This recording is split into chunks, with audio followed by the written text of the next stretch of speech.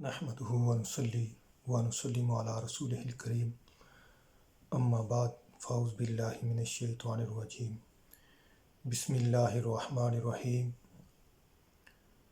بہت ہی پیارا واقعہ آج پیش کرنے جا رہا ہوں۔ حضرت خواجہ معین الدین چشتی اجمیری فرماتے ہیں کہ ایک دفعہ میں حج کرنے گیا، وہاں مینا، عرفات اور مزدلفہ میں نے ایک شخص کو دیکھا جو بلند آواز کے ساتھ بار بار پکار رہا تھا، لبیک لبیک لبیک، اور غیب سے آواز آتی، لا لبیک لا لبیک۔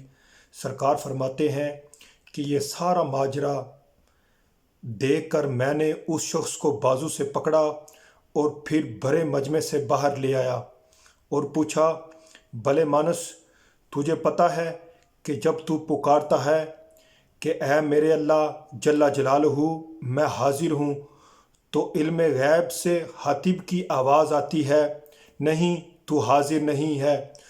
تو وہ شخص بولا، ہاں معین الدین، میں جانتا ہوں، اور یہ سلسلہ پچھلے 24 سالوں سے جاری ہے۔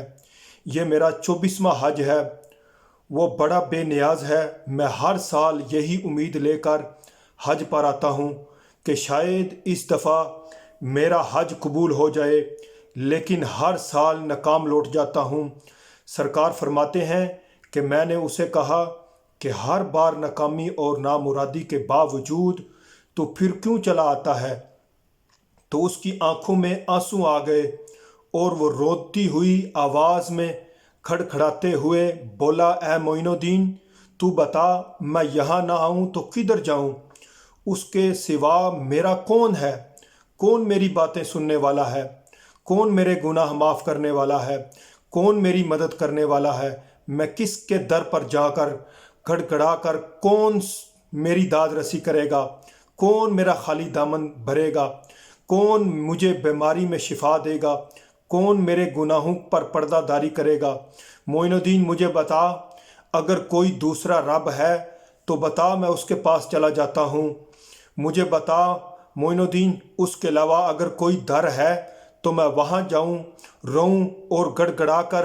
سرکار فرماتے ہیں کہ اس کی باتیں سن کر میری آنکھوں سے جاری ہو گئے، آنسو جاری ہو گئے، جسم پر لرزہ طاری ہو گیا، اور میں نے اپنے لرزاتے ہاتھ بارگاہ خداوندی میں دعا کے لیے اٹھائے اور کپ کپاتے ہونٹوں سے ابھی صرف اللہ جل جلالہ کو پکارنا شروع ہی کیا تھا کہ غیب سے آواز آئی، اے معین الدین، یہ ہمارا اور اس کا معاملہ ہے، تو پیچھے ہٹ جا۔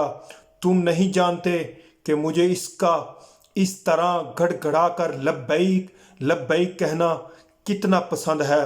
اگر میں اس کے لبیک کے جواب میں آج ہی لبیک کہہ دوں اور اس سے یہ یقین ہو جائے کہ اس کا حج قبول ہو گیا ہے، تو وہ آئندہ حج کرنے نہیں آئے گا، اور یہ سمجھتا ہے کہ اس کا حج قبول نہیں ہو رہا۔ اسے بتاؤ کہ پچھلے 23 سالوں سے جتنے بھی لوگوں کے حج قبول ہوئے ہیں، وہ سب اس کی لبیک لبیک کی بدولت ہی قبول ہوئے ہیں۔